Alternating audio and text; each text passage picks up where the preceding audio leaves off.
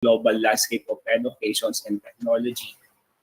So second, to respond to the need of media information literacy. Okay, wherein there's two things, okay, including the empowerment technology, wherein these two courses or subjects are to be found in K-12. So we aim to develop the student to become an expert in the K-12 basic education program of the Department of Education, who will handling this two courses, okay, media information literacy and the empowerment technology. Okay, number 3, to provide a viable program vis-a-vis CHED's Commission on Higher Education communique that EdTech as one of the most enrolled courses. Okay. So this is the visions of our Commission on Higher Education, since we are offering now the grade 11 and grade 12, especially for ICT strands. To include other professionals aside from teacher who would be pursuing a graduate study in the field of education technology. Okay, to reinforce the NEU values for technology-mediated learning, lifelong learning, and service to humanity as part of our vision, service to humanity. Okay, and life learning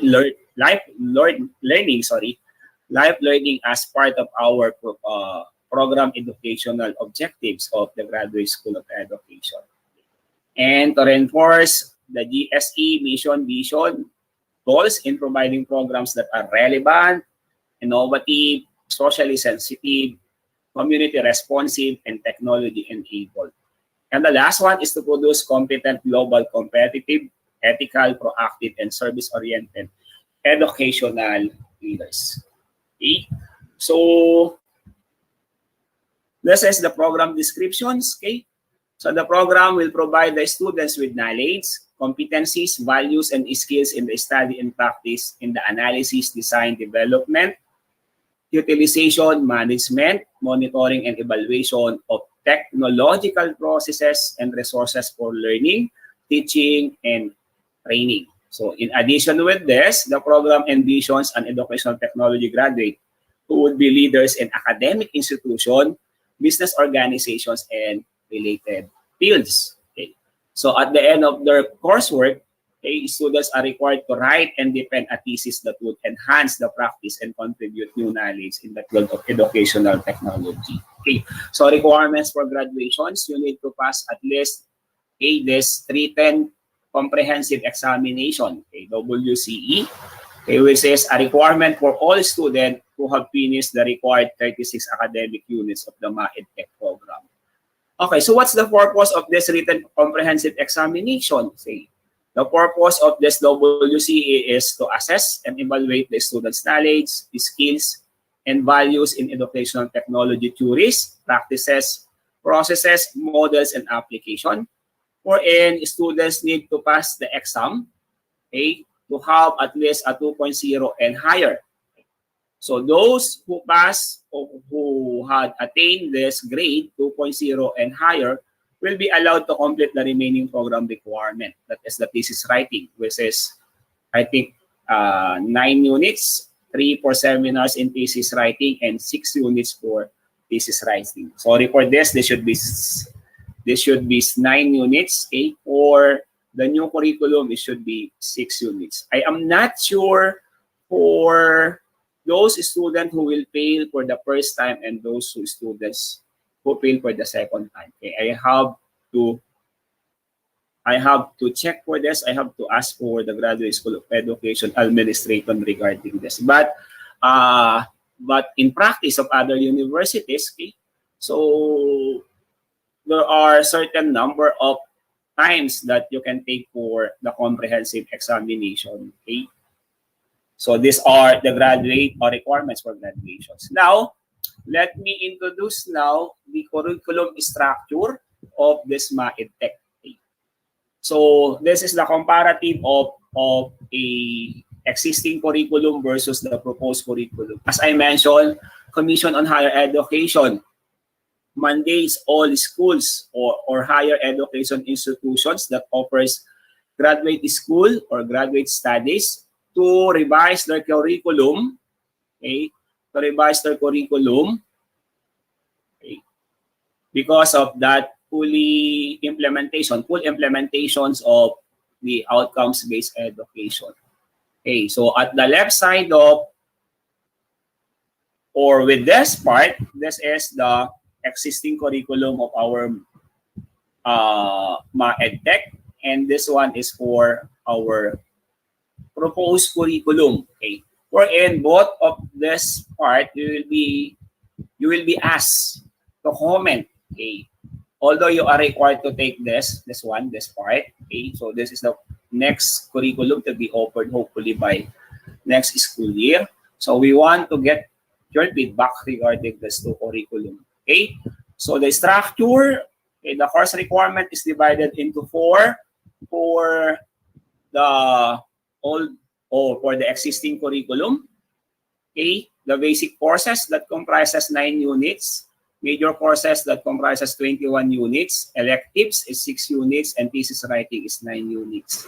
While for the proposed curriculum, okay, so we have here institutional courses with 6 units, required 6 units. Academic courses, this is the combination of major courses and the elective courses. Okay, wherein some of the topics in the elective courses are to be integrated into the academic courses. Okay, while for the thesis writing, it remains 6 units, I think. Okay. Mali lang siguro ako ng computations dito a while ago. Kasi kanina ko lang nagawa itong part na to. Okay, sorry for that. But I have to check it for the distribution later on. So again, this is the comparison between the existing and the proposed one. Okay? So this is the distribution for the basic courses. Okay? That is changed into institutional courses. So wherein I think you can choose from this list of courses, basic courses, okay, two courses that is equivalent to 6 units. Okay? Wherein for the proposed curriculum, okay, so there's 2 things are required. Okay? EDUC 2.0 and EDUC 2.01. Okay? For the major courses, okay, change of nomenclature. Okay, instead of saying it major courses, okay, for the proposed, it's academic courses. Okay, the same 21 units. We are trying to benchmark for more universities offering MaEdTech for us to enhance the courses to be offered with this. But with my experience, this is a strong curriculum for MaEdTech major. Okay, so as you have this semester, you are enrolled with the foundations of EdTech, design of technology supported environment, applications of learning theories to instruction. Okay. So adapting technologies and education, this is 3 units. Technology and leadership, another 3 units. Okay. Technology teaching and learning across the curriculum, another 3 units. And the last is planning and managing learning technologies and education. Okay. So as of the moment, okay, me and Dr. Laureta decided to have this, okay, with the academic courses in with the approval. Okay, since we are going to propose that we're going to submit this proposal to the deans for her approval. Okay, the major changes for this existing curriculum and the proposed curriculum, as I mentioned a while ago, is the elective units, the elective courses. Okay, wherein these elective courses can be merged. Okay, the topics under these electives can be merged with these academic units. Okay, for the proposed curriculum. Now, for thesis writing, okay, so I think same. Okay, the only changes for this is the seminar on thesis writing, which is 3 units. It becomes thesis writing 1. Okay, and thesis writing becomes thesis writing 2. This should be thesis writing 2. Okay, with 6 units.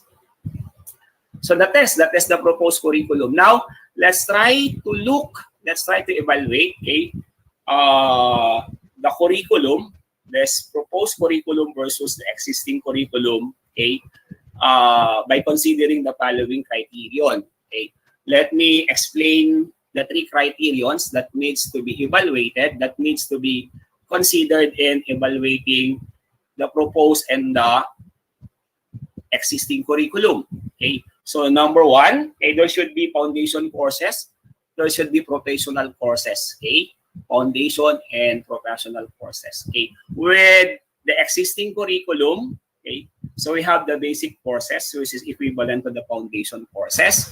Major courses and elective courses are with our professional courses plus the thesis writing. Okay, so we pass this one. Okay, sa akin lang, we pass this one. We have it. Okay, for any reaction later on, you will be asked, okay, for a feedback regarding this one. So how about with the proposed? Okay, instead of saying it basic courses or foundation courses, okay, the university decided to have it institutional courses. Okay, and for the foundation, we have to call it academic courses. Okay. So the requirements in the different subjects are research-oriented. During our first meeting, I and Dr. Laureta mentioned that you are required to at least have knowledge on how to write articles, to critique articles. Okay? This is for you to be prepared with thesis writing later on. Okay? Since graduate school students are required to publish paper. Okay? So that is a requirement now. Okay? Not only to create, but at least to present or to publish paper. Okay? And the third one is the program of study considers flexibility of offerings in major fields. Okay? What do you mean by that one? Okay? With your major courses, for example, since the offering are 201, 202, 203, okay? By second sem, okay, kung ano yung naka-offer dito with this or the electives, okay? If you have to take note the structure, walang prerequisite and prerequisite. Okay? No prerequisite and prerequisite. So that's why the program of the studies is flexible for offerings in the major fields. Okay? So yun yung ibig sabihin noong pangatlong criteria. Okay? Any question with the criteria? Okay, kasi I will ask you to evaluate the proposed and the existing curriculum. Okay? Para dito. Any question? Any question with this? Starting from this, program rationale, to the program descriptions, and the requirements for graduation of the course. Any question po? So acknowledge the presence of our Dean, Dr. Remedios Fuentes, for our curriculum review. Good afternoon, Dean. Dr. Albert Vinduan. I suggested that the rest of the faculty members are still present. Join your presentation. Now, medyo heard a while ago that you mentioned that there was a change in the name of the term. We used the GSE basic course elective. So we use institutional course. Kasi ang natatandaan ko dyan, pinanggit na dapat meron tayong institutional course. Yun ang sinabi ni Dr. Victor Castelo. But then when we had the talk with Dr. Coronado ba yun? Yes, she mentioned that parang walang institutional course nasa college. And also the foundation course na yung sa philosophy of education, dapat nasa college level siya. But then of course, we know fully well the need for the GSE students, no background of foundations of education.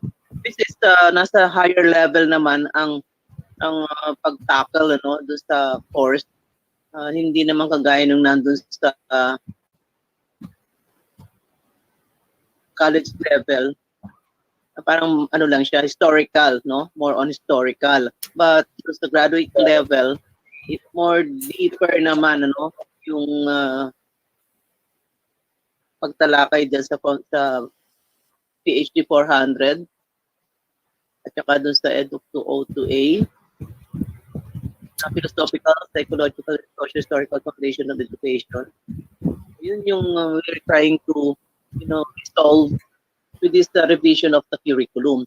To maintain the two, but of course we'll just change the name or the nomenclature of the two courses. A PhD 400 for the PhD, Foundations of Education, and EDUC 202A for MAED. That is the philosophical, psychological, and socio-historical foundations of education. And also, dun sa thesis writing and seminar and thesis writing, seminar on dissertation and dissertation writing, parang ano yung sinabi mo, part 1 and part 2. Yun yung aking proposal na magkaroon ng part 1 and part 2. But then, di ba, did you remember what Dr. Coronado said? Na yun, di na yung kailangan part 1, part 2. Kasi suggestive na yun talaga. Na 6 units for thesis writing and then 12 units for dissertation writing. Isa lang siya na nakalagay dun sa ano natin, dun sa curriculum. Aside from the 3 units of seminar on thesis writing and also 3 units for seminar on dissertation writing prior to taking of course the thesis writing and dissertation writing. That I would like to clarify. So we will retain for the seminar on thesis writing. For seminar on thesis writing, that is for 1 semester. Of course, after, my dear students, after you have taken all your subjects and you have taken the comprehensive exam. So you will be enrolling for seminar on thesis writing for 3 units.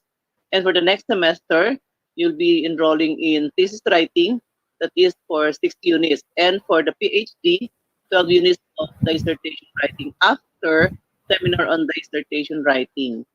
So yun yung natin, nare-retain yung ating kalagay dyan sa old curriculum natin with regards to thesis writing. So another thing that we had discussed while ago, ma'am, I am not familiar with the policy regarding the comprehensive examination. Is it the students for MAED are required to have a grade of 2.0 or higher for them to pass the comprehensive examination? Dr. Binduan, for them to pass the comprehensive examination? Yes po. What should be our rating for them to pass the comprehensive examination? What is the passing score?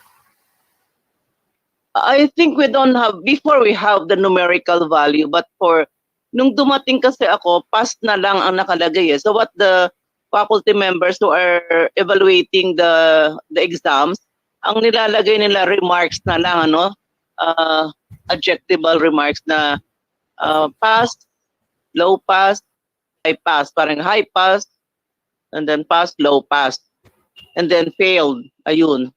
So for failed, retake siya. At ang i-retake na lang ay yung course na kung saan siya bumagsak.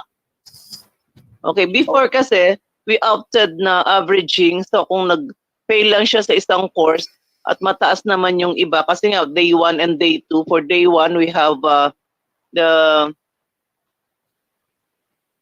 ano ba to?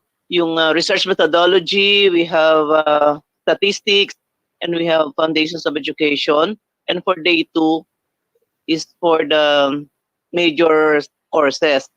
So kung isa lang ang pinagsak sa lahat ng yon, na carry naman, then mataas sa iba, so pass na rin siya. But then, ang napagkasunduan later, kung may binagsak, especially if it's research and statistics, talagang magre-retake yung student.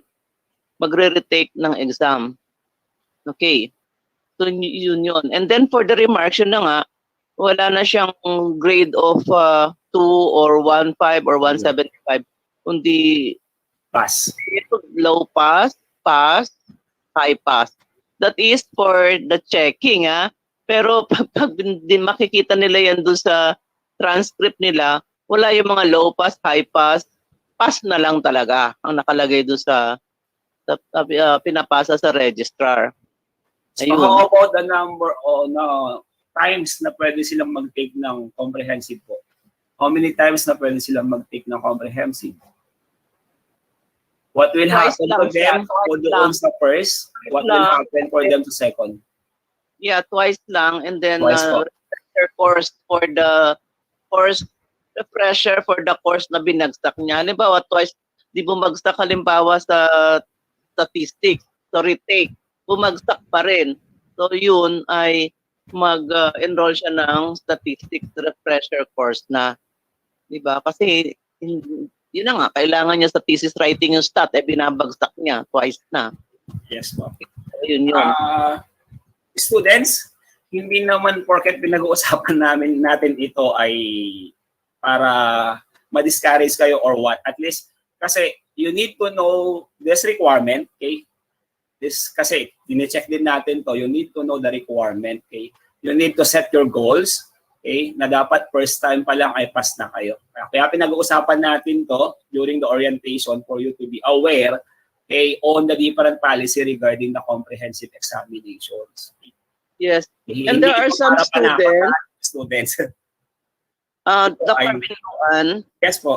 there are some students, we found out that there are some students, although, lalo na nitong pandemic na to, na wala tayo sa school, but we advise them na i-evaluate nila magpa-evaluate sila ng grades nila before taking the compre.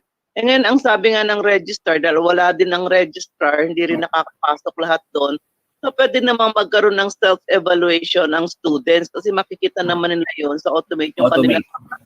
Oo, and then checking it against the curriculum nila, di ba? Meron silang hawak na curriculum nila, so ano ba yung mga na-take nila at ano ba yung grade nila.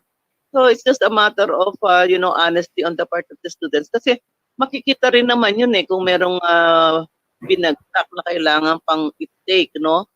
I-retake nila. And another thing, my dear students, there are some faculty members, I'm sorry to say about this, to tell you this, na hindi sila, yung mga nadatnan ko na, nagbigay sila ng halimbawa ng DOS sa inyo, no? Sa estudyante, hindi syempre hindi sa inyo kasi hindi pa naman kayo, siguro beginners pa lang iba. So nagbigay ng DOS, halimbawa, for the undergrad, pasado yon, di ba? But for the graduate school, ang passing na credited, we're talking about credited, yung credited grade for MAED is 175. So pag bumaba sa 175, dapat retake yung course na yon. I-retake yon. And then for PhD is 1.5. So lower than 1.5, i-retake din nung student yung course na yon. Kasi nga, baka naman yung teacher ay ayaw lang makita yung 5, yung 5 na marka. So, pero yung 2 ay hindi credited sa graduate school. Okay? So, dapat malinaw yan. Okay po. So, question, my dear students, with regards to our requirements for graduation, okay, although you are first year, but we are preparing, we are setting your mind to what do you call this, to aim this goal na you have to pass the comprehensive examination, okay, sa first time natin, then you have to pass the thesis writing. Anyway, faculty members in GSE are willing to help you, okay, for this activity, okay. So since, as we mentioned a while ago, the mandates are, or the rationale of this curriculum, okay, or this program study, we have to go back, okay, since the offering of grade or K-12, okay, K-12, this is our response to the Department of Education for you to teach media information literacy, empowerment technology, and become EdTech expert, okay.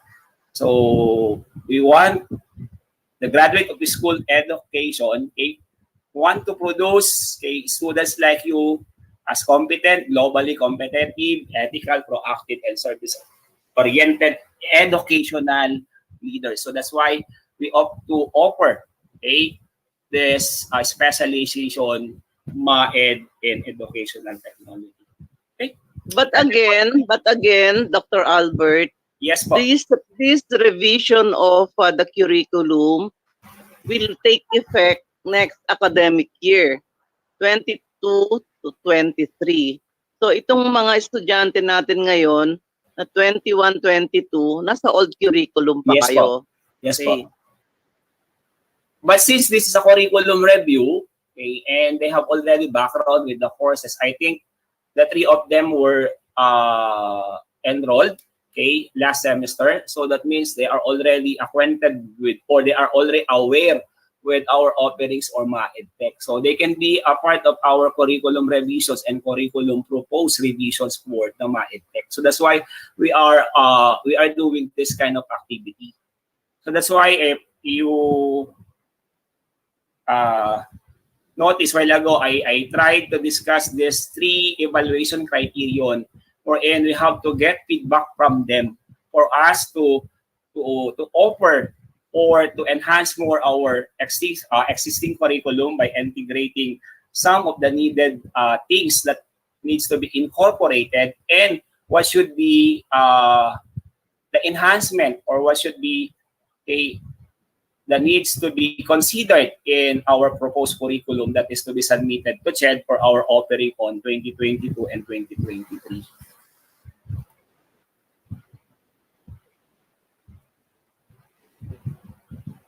Okay, any questions with this, my dear student? How about Dr. Laureta? Baka meron kang gustong sabihin. Then last na lang. So I think I need to discuss this as a part of the curriculum. So take note, all of the programs, all of the colleges, including the Graduate School of Education in New Era University is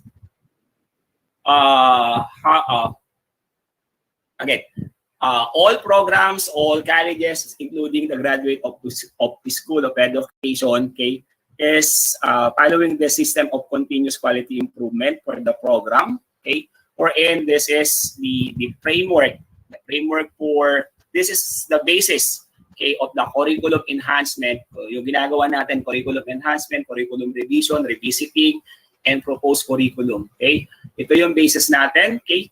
So we have to check for the management assessment tool, the NEU vision, mission goals, and the program outcomes of MaEdTech. We are considering this for us to check for the learning environment, the TLA, the teaching, learning, and support. Okay, so this is the base quality assurance for the EdTech program. Okay, wherein since the CMO, okay, or the PSG produced by the CHED, okay, we need to shift we need to shift from input based to outcomes based. So that's why, okay, the administrator, okay, especially the graduate of schools of education, okay, created this framework. Okay, this will be the basis, okay, starting from revisiting the vision, mission, goals of the university, the GSE. We are trying to map, okay, this one, okay, for us to help the university to produce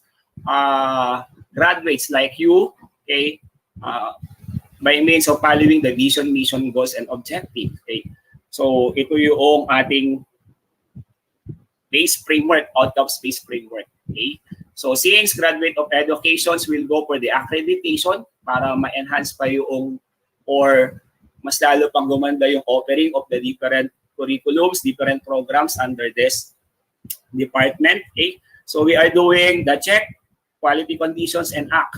Okay, pag may nakitang kailangang i-revise, then we have to do it. Okay, we are trying to assess. Okay, then kapag may quality conditions that needs to be addressed, so we need to transform it. Okay, so we run, okay, we do quality check, then we do the implementations or the revision. So dito tumatakbo yung curriculum revisions natin. Okay, so that is, okay. So there are monitoring, assessment, quality monitoring and assessment like this. Okay, so we have the KRA1, the governance and management, wherein the different indicator like this: governance, management, enabling factors, setting and achieving standards, with the following criteria are to be rated by both faculty and the students, including some of our stakeholders. Okay, so ayun, so hindi basta-basta na ilagay po yung proposed courses on our new curriculum. Okay, we try to follow this, okay, this framework, okay, para we can provide, we can produce a more better curriculum. Okay? Hindi lang naman yung pag-change ng curriculum, kundi ano pa yung kailangan gawin sa existing curriculum. Okay? So yun yung ginagawa po natin this afternoon. Wherein students should be a part, okay, should be a part of the evaluation, the assessment, okay, of the curriculum. Okay? So yun lang po ang aking presentation. Kapag may Dr. Albert? Yes, ma'am. Siguro nag-ano kayo ng attendance, ano? Nag-check Yes na po. attendance. Yes po. And then another thing, nag-join kami para pagkatapos ng presentation mo, wala nang tanong mga estudyante, they can exit. But of course, before mag-exit sila, mag-picture taking muna tayo for the, yung ating ma-append natin dun sa ating evidence natin that we conducted this revision for educational technology. And after this, siguro maiwan na muna yung mga faculty members instead of going back to the link natin kanina kasi baka mag-expire na. We'll just call them to join this group. Ano pa yung mga dapat na konting pag-usapan bago tayo maghiwa-hiwalay ngayon. Okay, dear students, meron pa ba kayong tanong kay Dr. Binduan? Are you well informed? Yeah, understand fully well what were being discussed by the Dean? Yes po, ma'am. Dr. Binduan is the Dean of the College of Technology. Okay, wala na. So, you're taking muna tayo, no? Din yung questionnaire na lang po, ibibigay na lang po namin sa kanila with regards to doon sa 3 criterions na pinakita po kanina so that we can collect feedbacks from them and incorporate the feedbacks coming from them on our curriculum enhancement for the existing one and for our proposed one. Kaya nga gusto kong nag-join na agad itong mga faculty members, pinag-join ko sila para abutan nila yung presentation mo. Kasi kailangan nga rin yan, baka may mga nami-miss dun sa presentations na ginawa nila, no? Na kailangan nga for accreditation. Anyway, we can also, after itong picture taking at yung ating mga estudyante ay mag-exit na, so we will have a short meeting with the other faculty members. Okay po. So Vidal, you can call the the other faculty members to join here. Kasi binigay ko naman yung link kung pinadala ko dun sa USE group chat. Para hindi na babalik dun sa isang meeting na mag-expire na din naman. Isang Google link. Students Okay, na lang po. Open po ng ating camera. Sir Jason. Pakisuyo po, Sir Jason.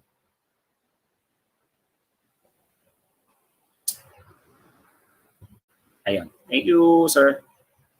Okay, so, ayun. Print screen ko na po. Ready? Bert? 1, 2. Yes po. Mas maganda sana yung pinipresent mo kanina yung tungkol sa technology, yung topic ninyo, para nakikita na yun ang dinidiscuss. This one po. First sort of explaining yung ninyo topic. This one po ba? Program rational Pinaka-topic yun na nakalagay din yung revision ng technology. Sure, wala pong naka... Sorry, Yeah. sorry. Kala ko nakapresent ko. Nang nakapresent yun, tapos may picture taking tayo. Ito po ba? Program rational Ayan, yan. Yung mismong may title na Okay yan. po. In the curriculum yan, okay. Na maganda. And then you are sort of discussing it and then may magpi-picture taking na. Siguro si Mark ang magkukuha ng picture while you are presenting. And then joined by the rest na nandito ngayon sa meeting. Represent po ba ulit? Or some portion of the slides? No, yan lang for picture taking lang. Okay po. Lang for picture taking lang. Okay, sige. Pa-cue na lang po kung okay na. Sige po. Okay, so good afternoon. So we're going to 1, 2, present the 3. curriculum for Master of Arts and Education, major in Educational Technology. Okay na po ba? Okay na po. Okay na po, sir.